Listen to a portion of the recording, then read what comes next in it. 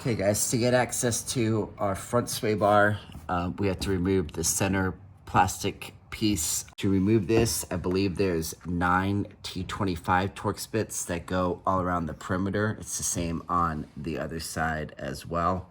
And then you have 2 of these T30 Torx bits that you have to remove as well, and that should give you access to reach that front sway bar.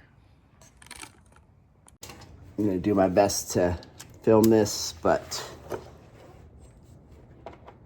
this is pretty self-explanatory.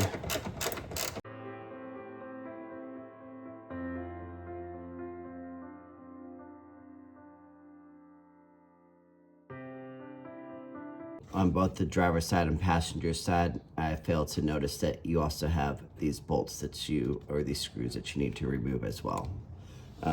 It's the same T25 Torx bit though, so once you remove that screw, you also want to make sure you pop this out as well. You do have to remove these 5, I think it's just 5 Torx bits. These are the same T30 Torx bits.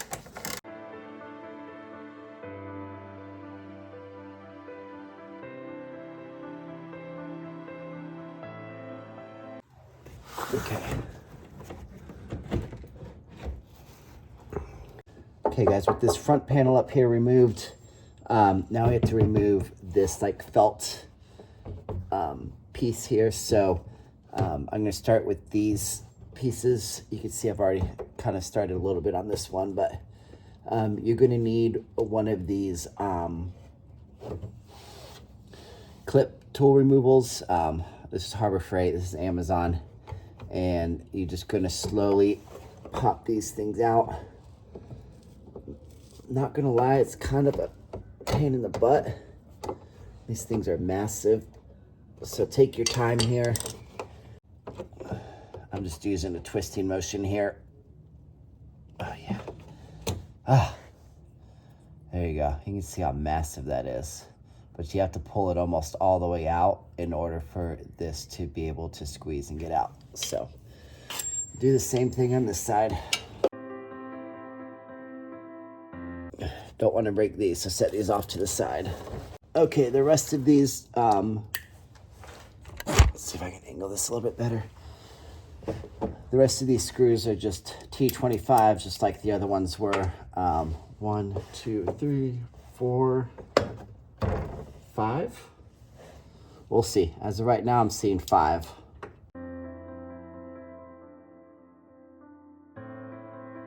Okay. And that just falls right off. Okay, so the next thing I'm gonna do is right here. It's so hard, it's such a tight spot, but there you go. So this is our tie rod for the that connects to the sway bar. So I'm going to go ahead and loosen those up. It's a 16 millimeter, so you'll need a wrench and a 16 millimeter ratcheting wrench, and go ahead and remove both of those bolts. It's of course the same on both sides, but there's not really a whole lot of room, so let's see, there you go. Little interesting situation. So with this lower part here, you can't use a shallow 60 millimeter because of course this is too long. Can't use a deep socket because it hits here, so there's no way to get it to attach. So you have 2 options. The one that most people are going to use is 2 16 millimeter sockets. Those are easy, they both fit, and break it loose that way.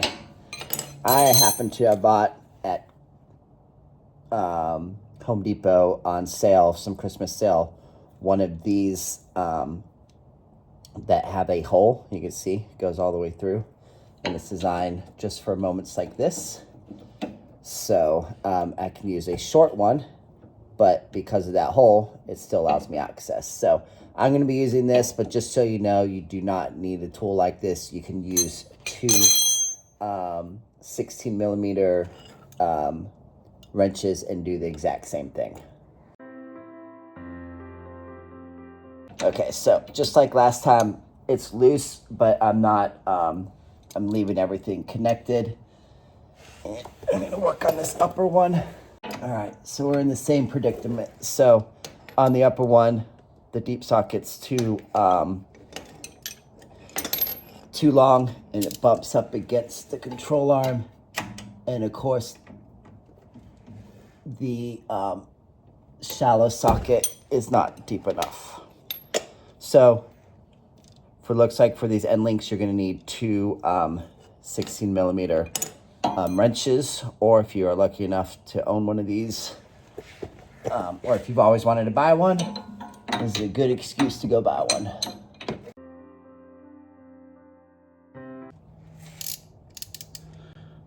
Okay, I'm gonna take a 13 millimeter socket, break these loose here. Basically, I'm trying to get the sway bar completely ready and mobile to go, so that when I remove this giant subframe assembly, I can loosen it all up and stuff. I won't have to be wasting time doing this at the same time that that's just dangling there and stuff. So I want to kind of preemptively do all the work I can on the sway bar now and save me some time. So all I have to do is drop the sway bar, put the new sway bar back in. So that's why I'm doing all of this. I will let you know if you follow 034's instructions, which are very good, by the way. They kind of do this part first, so I'm doing a little bit out of order from them, but I think it's going to be the best for me. So I'm going to do the same thing on the driver's side. Okay, not sure how well this is going to show up on video, but I'm going to do my best. So now that this is completely removed and loose, you need that in order to remove these bolts. So now that the nut is off, you'll notice it won't come out. It hits the, I don't know, some part of the suspension. I'm going to be honest, I don't know what it is. On the back side, or on the top, I mean, you try to push it out and it's going to hit this plastic piece, part of your fender wheel liner. But now that this is loose, what we can do is,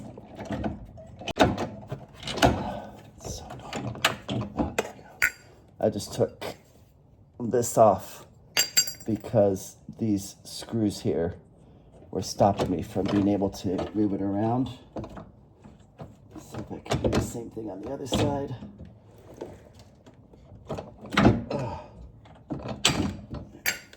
Removed this off of the driver's side as well. So there we go. That gives us the movement to now be able to move this sway bar left and right. And by doing so, look, it comes right on out. Bottom one, that top one is still honestly locked in against the fender wheel liner. Now 034 says there's a bolt up here that you can remove. I think it's like a 10 millimeter way right there. My finger's pointing. But I think, let's see if we can do it without removing that. Oh, yeah. Come on, baby. Oh, got it. Now, to be honest, I still might have to remove that bolt to install the new ones, but we'll see. In the rear, both of these bolts were the same size, but in the front, the long one goes up top and the shorter one goes down at the bottom.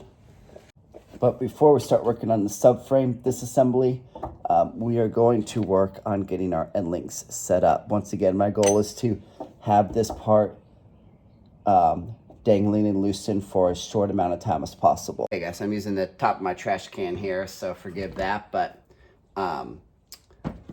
I've already kind of pre-built one of them, but I'm going to show you how to do it. But just take a second to look at the difference. I mean, this is just insane. Plastic, versus this nice, and this is the Motorsport one, not the dynamic billet one, I think it's called, from 034. There's two different options. I got the Motorsport option. But yeah, you can just see just a huge difference between the stock and the 034. Okay, so in the kit comes with these dust caps, these two end parts, this middle part here, all of these here. I don't know what any of these things are called, the real names, but, and then of course some of the anti-seize. So we're gonna start with the anti-seize first. And I will let you know, one of these is right-hand threaded and one of these is left-hand threaded or reverse threaded. So that will come into play in just a minute. But we're just going to make sure you want to get this all up and down the entire length of this bolt. So I don't get my trash can all dirty.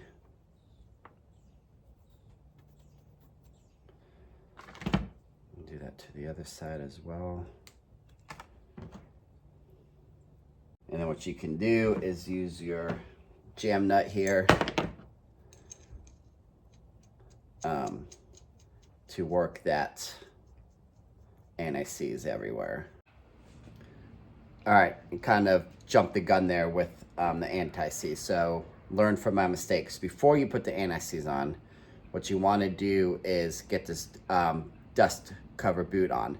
Now, of course, it has to go like this, but this hole down here at the bottom where the threads are going to come out of is the smallest of the holes, and these holes are bigger. So the way that you want to install these, and I'm not going to lie, it's kind of a pain in the butt, but you're going to come in from one of the sides, it doesn't matter which one, and then go down through that hole. From there, it's just manhandling and just getting that over. This is also why you want to do this before you put that anti-seize on. So I'm kind of going through the hole in the back, lifting it up, and it fits inside there. So I'm just going to clean up some of that anti-seize. Do the same thing, going through the side, go down,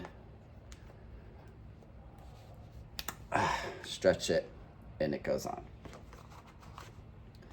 Now you can place that jam nut on.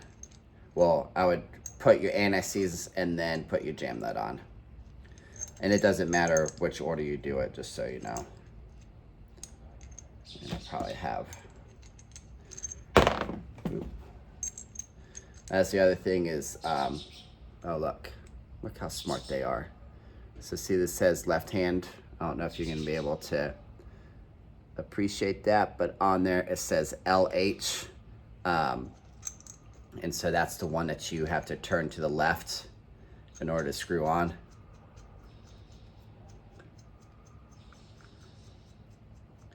And that will of course go on the left hand one.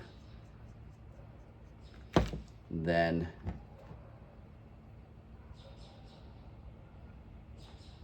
the one that's right hand doesn't say anything. I mean, it has the number at the bottom, but it doesn't have an RH or anything, but the left-hand one does. So this one will screw on normal to the right, righty-tighty. Okay, so now that I know which one is my left thread one, because it says it, LH, we're gonna start with the left-hand threaded one. So on here, we have a top part with this hexagonal piece, and then just a flat round part. So the left threaded one goes at the bottom or on the just flat round part. So I'm gonna be turning it to the left to tighten it, which is opposite than what we're used to. So it goes a little weird at first, but do that one to the left. Up top with this hexagonal piece, right hand threaded. This is good old fashioned righty-tighty. So you may be wondering why one's left-hand threaded, one's right-hand threaded. Well, what's nice, I'm gonna try to keep this down here, is I can now take this and it will equally adjust either up or down to raise or lower it. So if I decide in the future to lower my vehicle, all I have to do is twist this and it will adjust both sides equally and accordingly to lower my car to still have clearance where I need it. So really cool system, but that's why they do the left-hand thread and the right-hand thread. We're not done. Now comes these 4 pieces. This will be the final look that you see there, but just like putting this piece through the rubber boot, it's kind of a pain, you kind of have to manhandle it. What I found is by putting it in sideways, which I know sounds counterintuitive, it's actually easier than trying to put it in normal, like what you would think. And so I put it in sideways. I'm gonna try to show you this. My hands are so anti-seize stuff.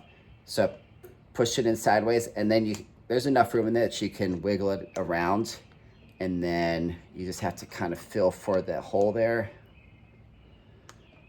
Kind of a pain in the butt. There may be an easier way to do this, but I haven't figured it out. There we go. And that sits in place.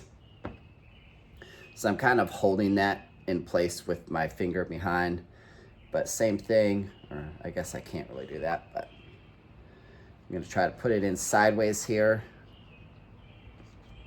This is what I mean by putting it in sideways, like legitimately sideways here. Oh. There we go. Once it's in sideways, I make sure I spin it around. And basically that smaller piece is what's going into that hole. So now that I have both of those in place, what I want to do is slowly pull back on this.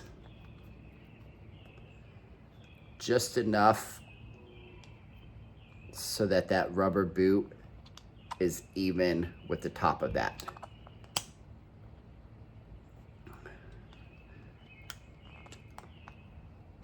Oh, see, this one wanted to pop out, which it does.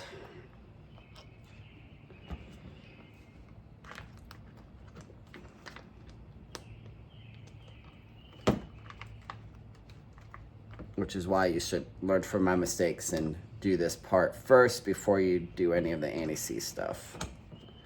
Okay.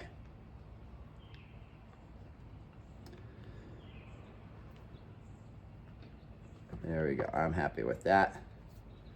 And that's what it should look like. Once you have it there, it pretty much stays in place. And that anti-seize crap everywhere. Move this out of here. And going to do the same thing to the other side. And you will, of course, repeat this on all of the sides.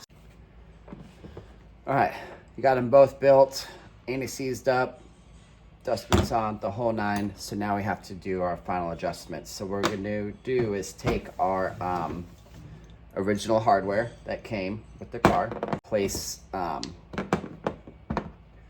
screws through here,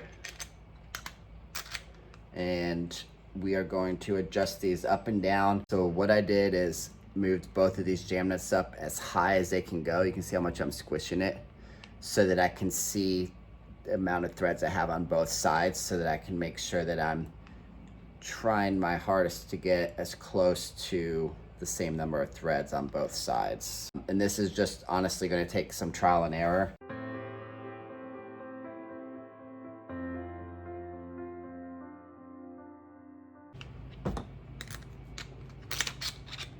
Okay, so this is already in place down here, and then this slides in very easily, no effort. I know I'm the same. I feel like I have those pretty much the same. You want to do this, take your time to do this now, so that in the future, if you ever lower your car, this is already equidistant, and so you turning this will make the changes that you need. Now that I have this locked in place, I'm going to keep both of these bolts, and I'm going to drop these jam nuts down.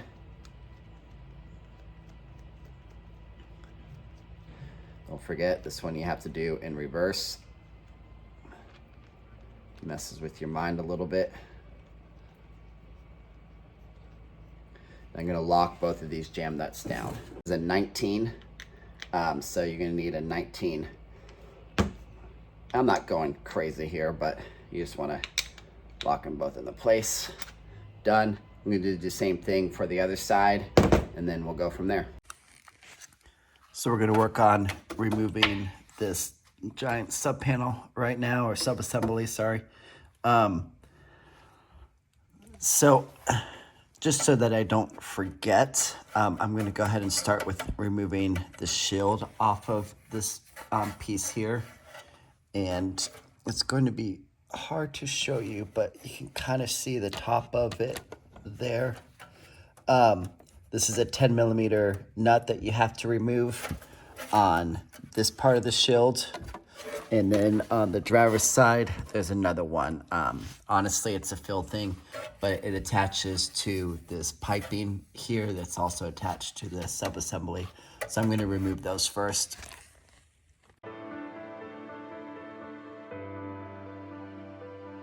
All right, just a little 10 millimeter there, and do the same thing on the other side.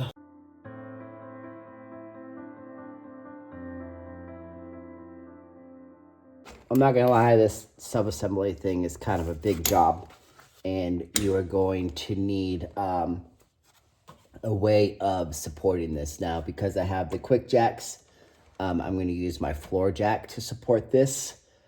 But if you're using, if you have a floor jack, then you're gonna have to put, and you only have one floor jack, you're gonna have to put your car on jack stands.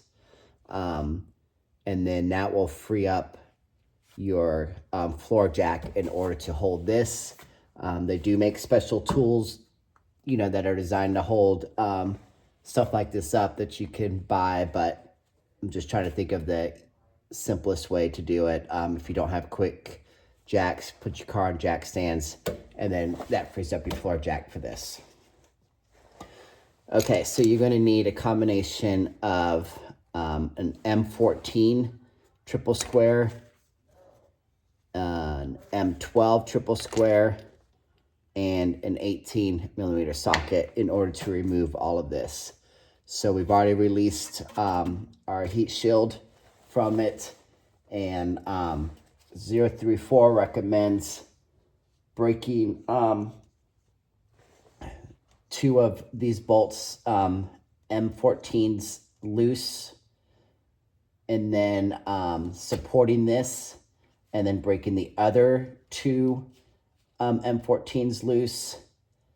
And then from there, you just kind of systematically work your way down these 18 millimeters. And just slowly start dropping the whole thing. So I'm gonna, that's a big overview of what we're about to do. I'm gonna try to show kind of close up the process, and then I'll put the camera back and just let it play out as I do all of this. Okay, all of this looks the same on both sides, but I'm on the driver's side right now. So basically, we're gonna start with this M12 that's closest to your control arm. Take both of those off, support this, then take the M12s closer to your inner tie rod, take those off, and then from there, we'll start taking off these M18s, M18 here, and then those 2 M18s right there. Oh, I did lie, we also need a 13 millimeter, but I'll show you why in just a second. Okay, so once those are removed, we are going to come up here and do these bolts here at the front. These are the 13 millimeter ones. Once again, this all looks the same on both sides. And then the last bolts that we are going to attack right here. So this piece here attaches to the same subframe, but we do not want to touch any of these bolts. But if we look up here, way up there, that's that M12 bolt. It's the same on this side. So way up there is that M12 bolt. So those would be the last 2 bolts that we release. And then our jack stand will be holding this up, and then we'll lower our jack stand just enough, approximately 6 inches or so, to allow for that sway bar to pop out the front. So I'll show you that next, but right now I'm just gonna start tackling all of these bolts.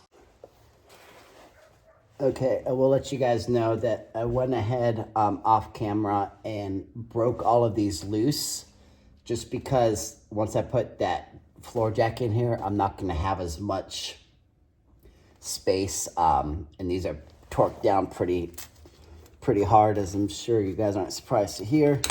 So I just went ahead and broke everything loose now while I had the space. I'm gonna start with these M14 bolts. Just remove both of these.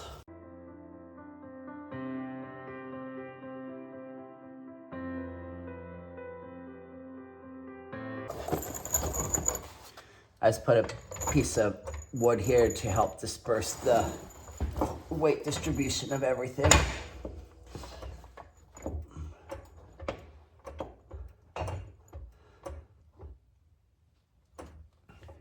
All right, so I'm not trying to jack the car up or anything. I don't want any upward motion on the vehicle, especially if you're using jack stands.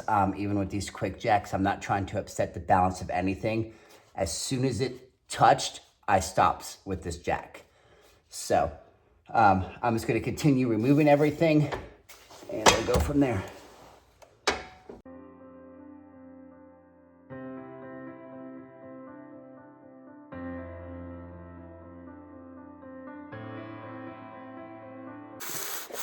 Okay, once again, never an easy thing to film, but we're gonna do our best here. So I'm slowly lowering this, little by little. Oh, that's so scary. Okay, so I have this raised part. I don't know if you're gonna be able to appreciate everything I'm seeing here, but right here, it's kind of raised where it attaches to that bolt there. And so I'm just lowering it the minimal amount required to get this bar out. Sorry, I'm sure you weren't able to see a whole lot, but between this stud that comes down where the sway bar attaches to and this piece up here, and this is the same on both sides, you can't see that other side as well.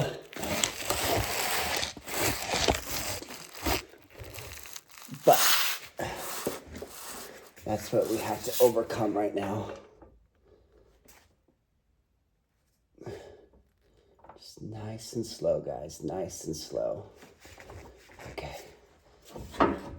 Oh, so close.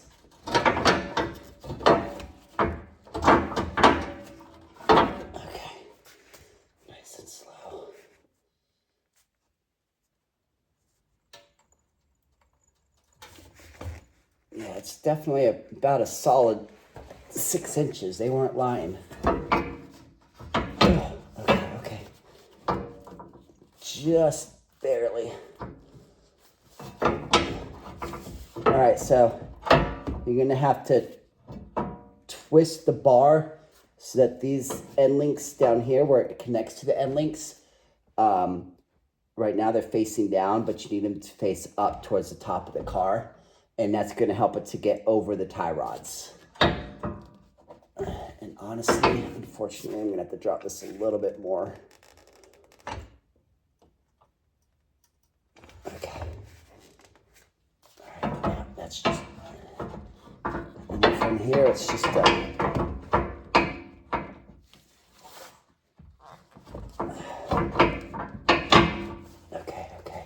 Now. All right. Oof. I probably could have dropped it a little bit more. In fact, I might need to when it comes time to install the new one, but because the new one's a lot thicker. But for right now, I'm just doing the minimal amount possible. All right, that's out. Let's get the new one in. Okay, guys, so just like the rears, I went ahead and weighed these, weighed the OEM one with the brackets, with the 034 with the brackets as well. The OEM one weighed 6.8. And the 034 weighed 12.1, so almost double for the front. We'll do the same thing that we did here, so Looks like 30. Let's call it 30.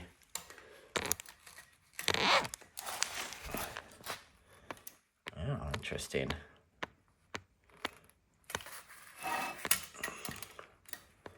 Look like they're about the same. 28.5. So 1.5 millimeters difference in terms of width. But definitely a substantial, noticeable difference in weight and lifting them up. There's kind of a close-up. It's got the nipple, which comes down here and then feeds into the top of that hole there to lube up everything on the inside. Just like the rears, you got the super lube here. So use this whole tube and generously lube up the inside of these. Just try to evenly disperse it between both of them. And I'll just take the remainder that's left here, place it on the bar. So just like the rear, it's going to go on the outside. Let's do a little bit of extra right here. And same thing on the other side. That should pretty much use up the last of that lube.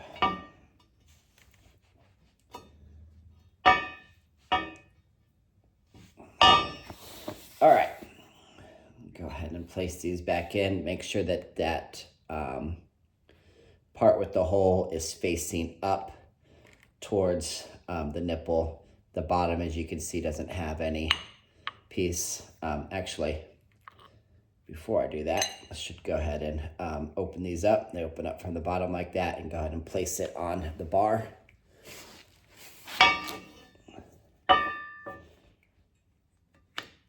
There we go. And then I'll place that. Now, I might have to flip these around once I get it on the car and see which position it needs to be placed in. But for right now, at least they're on and ready to go. So, all right, so time to install the sway bar. So what we want to do is install it in this orientation with the bars pointing down, if that makes sense. So if I'm standing here at the front of the car, that would be the driver's side and passenger side. What you don't want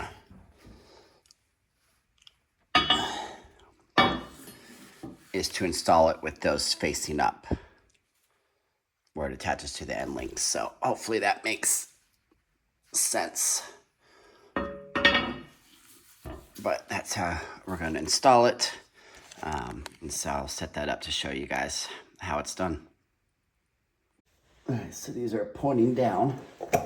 So remember, it's got to go up and over and around that tie rod. And it has to do that on both sides here.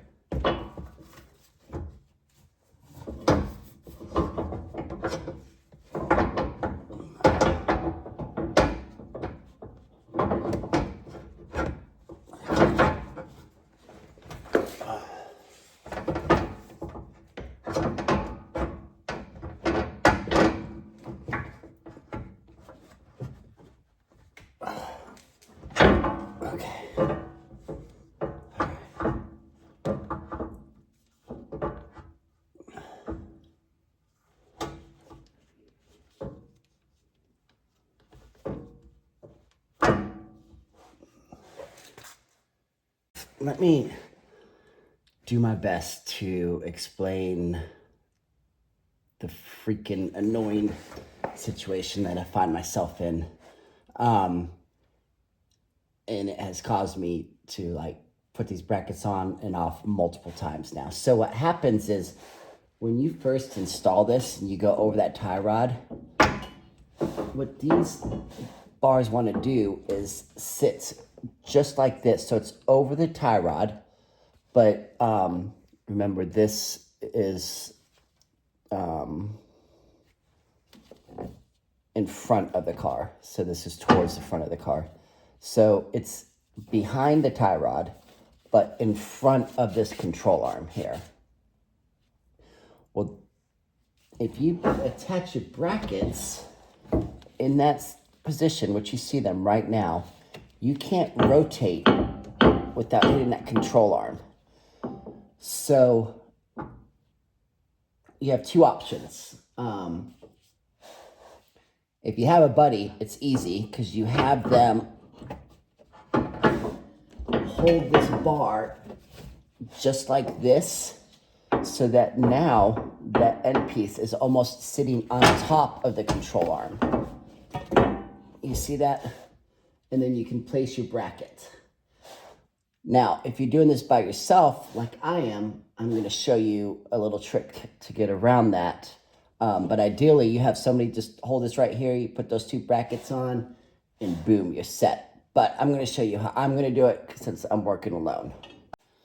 All right, so once again, this video angle sucks, and I'm by myself, so bear with me. But hopefully, I can orient you guys and get you where you need to be. So the rears, you wanted the 034 to face the front.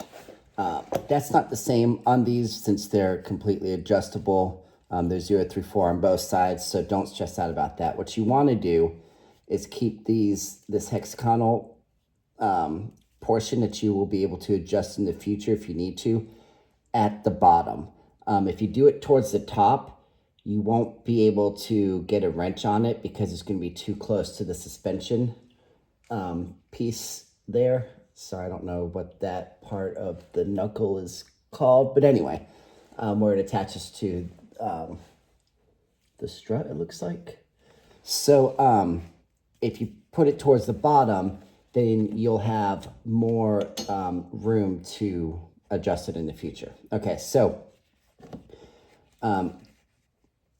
you have to place these back in the same orientation they were. So we pulled this out into the fender, so we have to place it back in. So that's what I'm going to do now.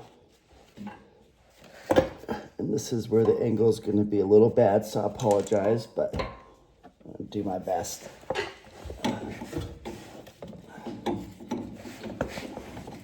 And just like last time, you know, it took a little finagling, but we were able to get it in. You can always remove part of that plastic wheel liner to give you just a little bit of extra room.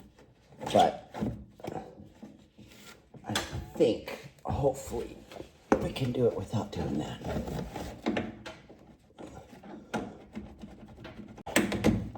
Yes, come on, come on. Okay, good.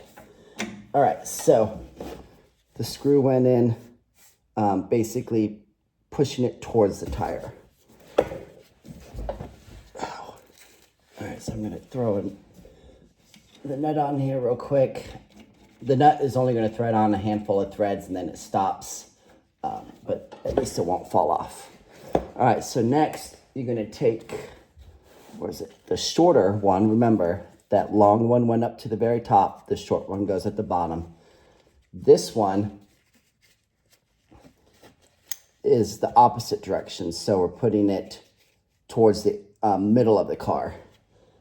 So that's going to go from the control arm, which we can easily swing out and slide that in, and then into the sway bar. Now, unlike the rear, the front sway bar only has one hole to put it in instead of two. Yeah, go ahead and insert that joke comment right there, please. But we are going to attempt. Now, what I'm doing is I'm actually lifting up. I'm lifting up the other side of the bar. I'm kind of holding it in the middle here, lifting up on the other side of the bar until I can angle this piece in. Okay. Where's that nut? Perfect. All right, so now get that hand tightened. Oof. All right, so that's all very loosely in place, and I'm just going to repeat this and do the same thing on the other side. Let's get these brackets on. nipple is going to face towards the front because the front is protected and covered by that plastic aerodynamic shroud. Towards the back, it would kind of face here where it's open towards the tie rod. And so I'm going to face mine towards the front. And then this bushing, you want to make sure that circle is facing down so that it can insert into this portion of the bracket. So both tie rods, or both end links, are connected to the sway bar on both sides. So we should just be able to rotate this into place.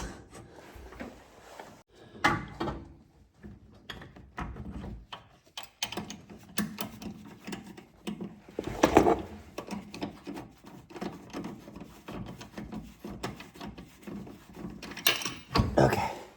Ooh. It's always hard to do the first side. The second side is always easier. Yeah. So there's still quite a bit of play in it. And I could still take this sway bar and go back and forth as much as I need to get everything centered in place and where I want it. And you leave those nice and loose. And then what we're going to do is focus on tightening down these end links. It's just like before. Once again, I'm going to use my fancy tool that I bought over Christmas, and it's the first time I get to use it. But two 16 millimeter wrenches work the same. There's no difference.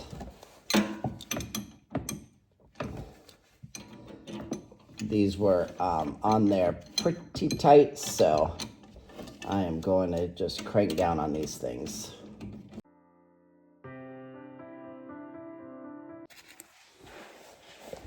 All right, I'm going to tighten these things up. They do not require a lot of force, just like the rears. And I like to walk them up, so I just go a little bit on each side.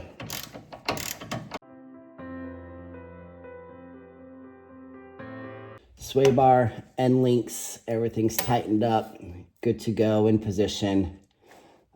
So now for the fun part, putting this freaking sub-assembly back together. I can already tell it's shifted at least left to right, more than likely front to back as well, but we're gonna figure it out.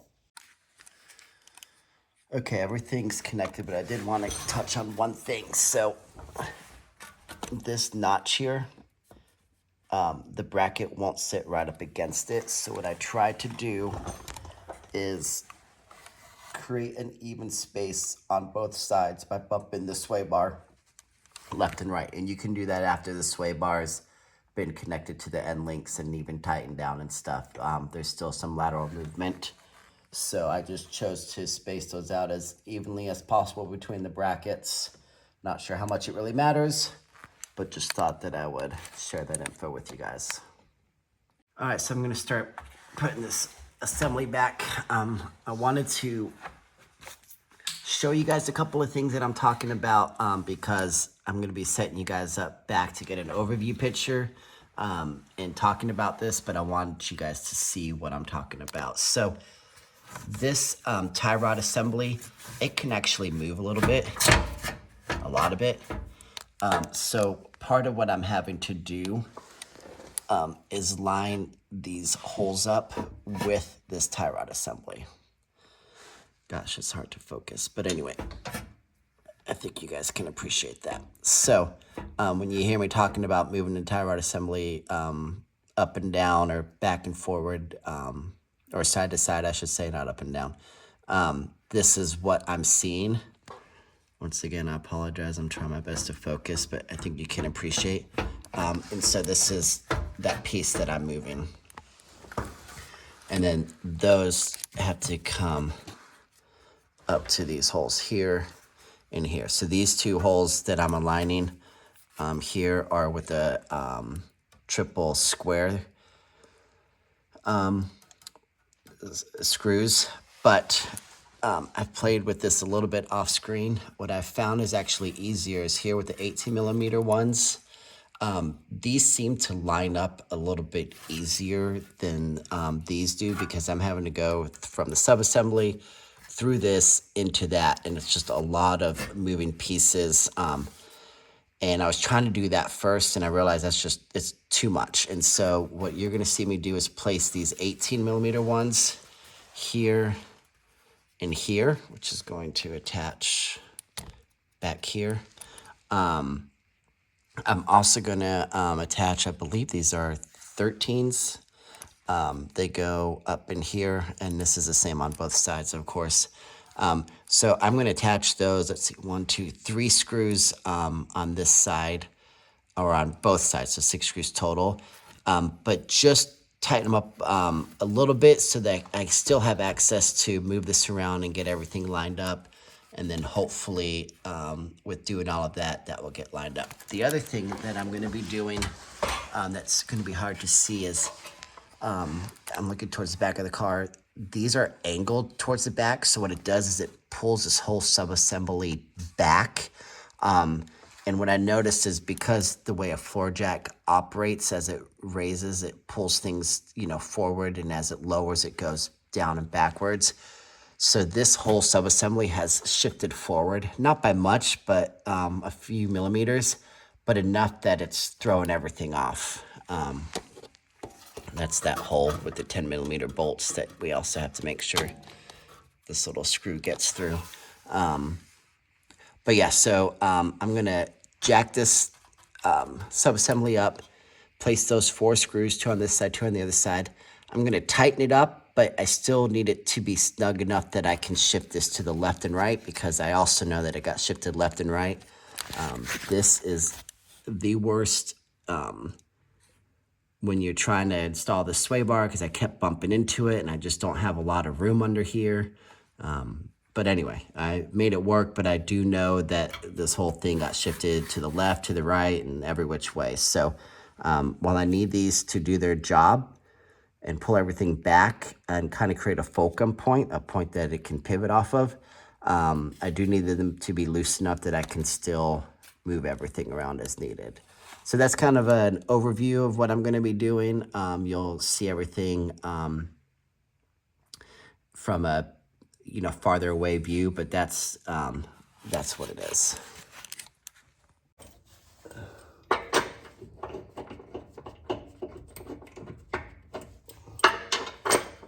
Putting these angled ones in first at the very back.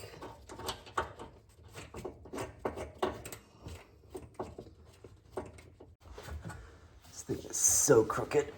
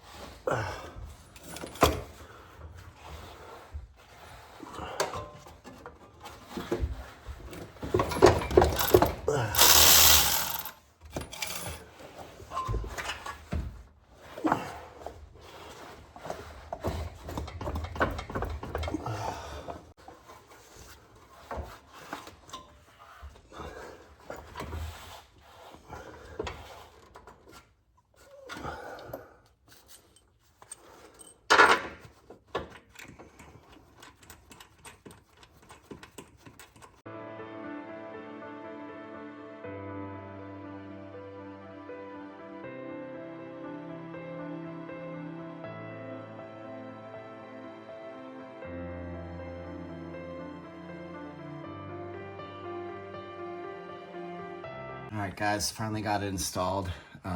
It took way longer than it should have, but I'm just going to tell you the situation that I found myself in, and then honestly, it's just a lot of trial and error and going back and forth. There's not really any good way to explain it or show it, especially not in real time. But my biggest situation that I ran into is, let's see if I can position myself. So these triple square screws go through the subframe into the steering rack and then into the bracket that's attached to the frame of the car. Getting those lined up on both sides was the biggest pain.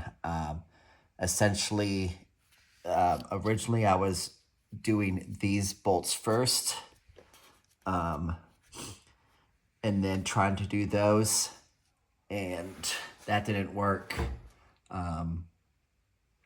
So essentially what I ended up doing was taking off the wheels, loosening up all of the sway bar connections, the mount and the Endlinks.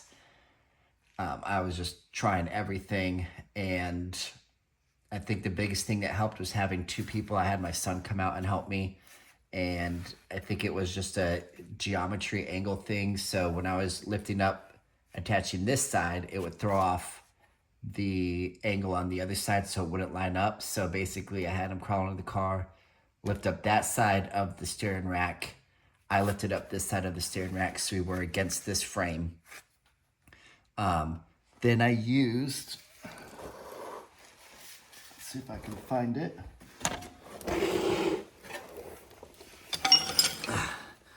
I used a small like 1/4 inch extension piece, stuck it through the holes through the steering rack and then up into the mount, and I was able to use that to kind of help align everything up. And then I just slowly screwed everything in, once again with my son holding the other side, me holding this side up. And you want to push the steering rack up against the frame as much as possible to keep the alignment of everything, because it just all wants to fall on you. So that was the only way that I was able to finally do it. I went back and retightened all the brackets, retightened all the Endlinks, and so now I have all the bolts in, and now I am going to be torquing everything down per spec. Go to the 034's website for the front sway bar installation. They give you torque specs on everything. I will say in their guide, they say to torque these down to 40 Newton meters, which is approximately 29 to 30 foot-pounds of torque, and the same for these. But could not get a, I did my best to get my torque wrench on there, but it was just too hard. What I found is honestly just pretty tight, but don't go like balls out. Tighten it down as tight as you possibly can. Once again, these are all moving parts, so they do need to be able to move. And 30 foot-pounds of torque is not an excessive amount either. So they need to be pretty darn snug, but not as tight as you possibly can. So yeah, so I'm going to go ahead and start torquing everything down, and just refer to that 034's website for all the torque specs. Also, don't forget to reinstall the nuts that go on both sides that secure this heat shield down to the subframe. So I'm going to be doing that as well.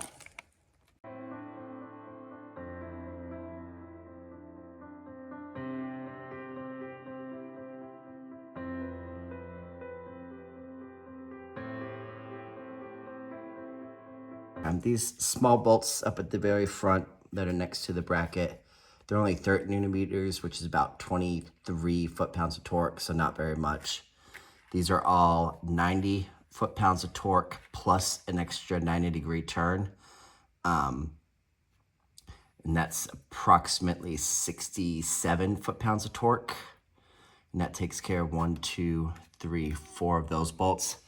The 3 bolts in the back, these 2, and the one way up there on both sides is 115 Newton meters, which is approximately 85 foot-pounds of torque. So there goes all your torque speddings. And then these are plus 180, so an extra half a turn after you reach your 85 foot-pounds of torque, you do an extra half a turn. So yeah, so once again, look over 034's website for all of the torque speddings on everything. But This sucked, but we did it. It's in, we're good. Now comes the hopefully easier part, which is reinstalling all of the shielding or the aerodynamic stuff. All right, guys, these are pretty simple. Just like we took it off, I'm probably gonna start with these large pieces first just to help hold it up. The bottom of this, the inside of it, will have lots of like little rocks and pebbles and stuff. So good time to clean all that stuff out. These just clip back in. If you used any connectors like this before, which if you worked on cars, I'm sure you have, it's pretty simple.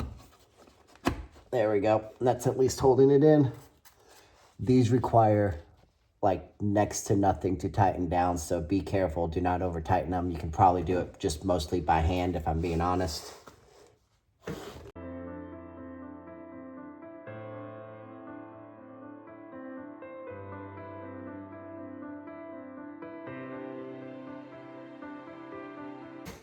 The last part will be the very front hard plastic piece. But go ahead and just do the overview. Don't forget, there's these little notches that slip over the hard plastic piece. So this hard plastic piece in the front should be at the bottom. This piece will be resting on top of it. Just had some water drop down on me.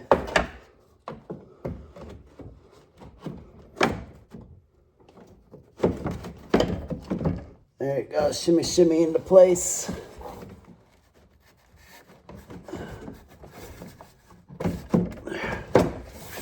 Once you get that in, it's the same T25 and T30 bolts. Put it all back in place.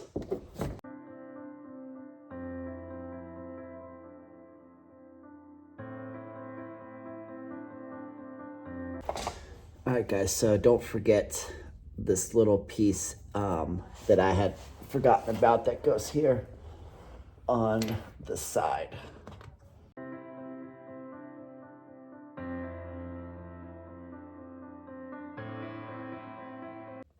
Honestly, I don't even think it actually tightens. I think it just spins and spins and spins. So, all right, so I'm gonna do the same thing to the other side.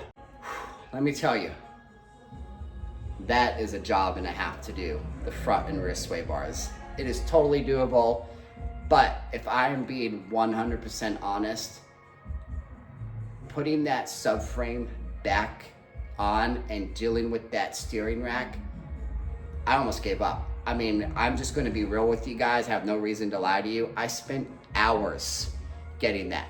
Hopefully that's just a me thing and you guys do this and you jack your subframe back up and everything just lines up beautifully and you get it knocked out shortly. I spent hours, I put it all up, took it down, put it up, took it down. I removed the tires, I loosened up the sway bar.